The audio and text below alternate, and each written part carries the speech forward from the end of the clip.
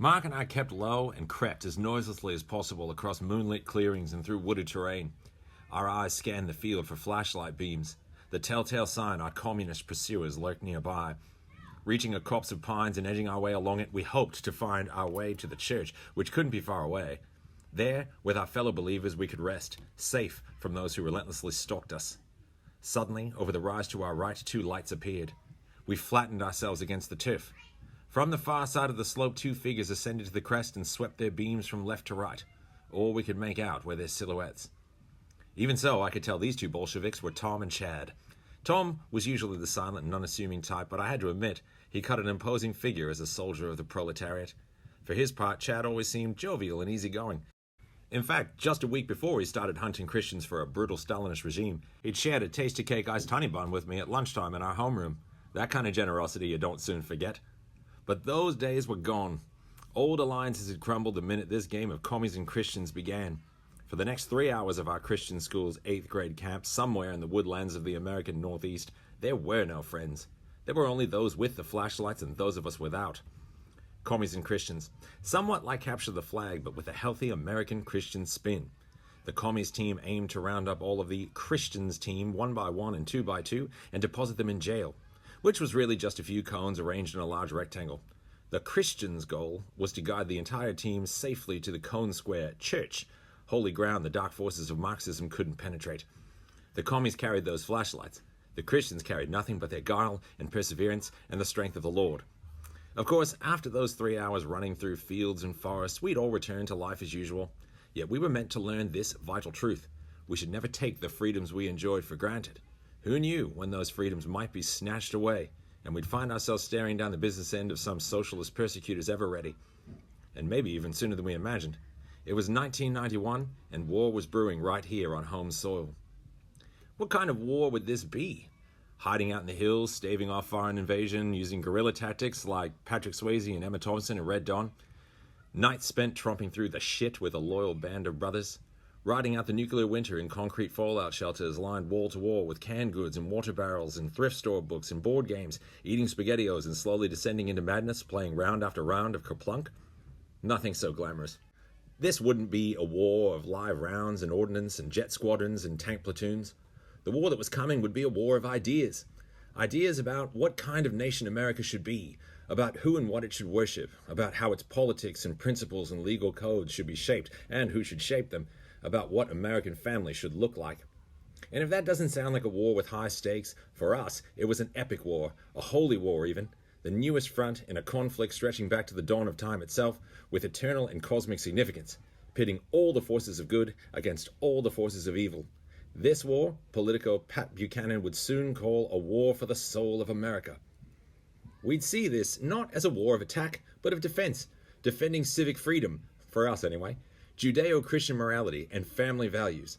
And since the best defense was a strong offense, we would attack. We would attack not with a sword, but with the sword of the Spirit and with truth. We would attack at the ballot box, casting votes like daggers into the hearts of our enemies. We would attack in the halls of Congress, through lobbying and activism. We would attack through legislation. We would attack with rallies and with demonstrations.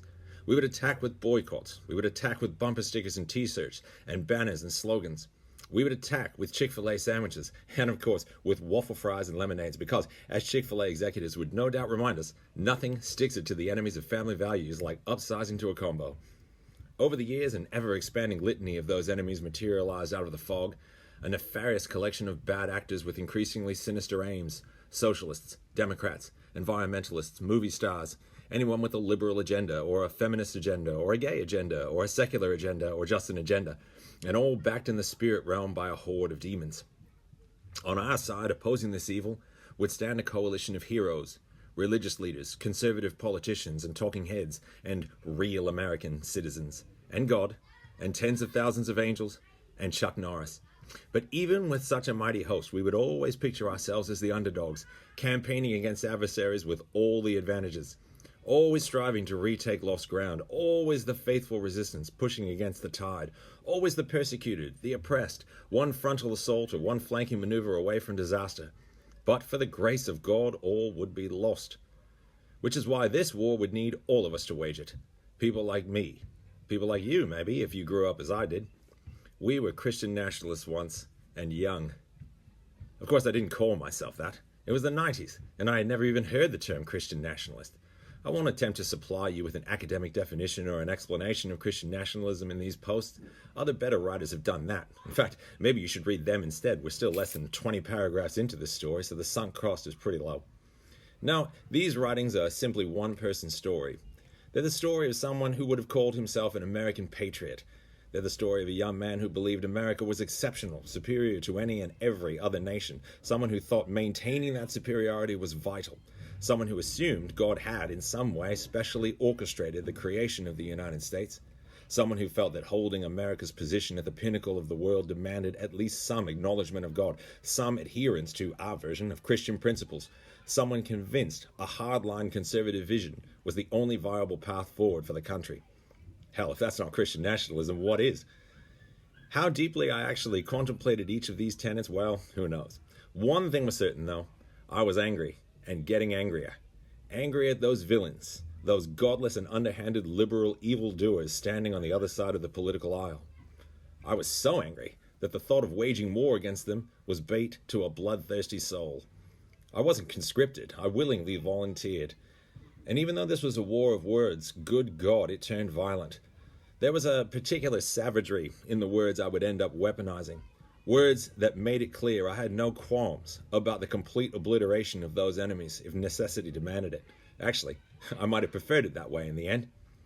At least until I went AWOL, that is. I didn't foresee that outcome, though, as Mark and I hugged the dirt in that forest, silent as the grave, desperate to remain unseen. I could never have imagined that before many years had passed, I would abandon the great conflict of our life and times. I would turn my back on Christian nationalism and walk away from my tribe. For now, all I wanted was to live to fight another day, not to fall into enemy hands. Not into Tom's and Chad's hands, anyway. So after a whispered agreement, the two of us rose and dashed away into the distance, straight into the war, and eventually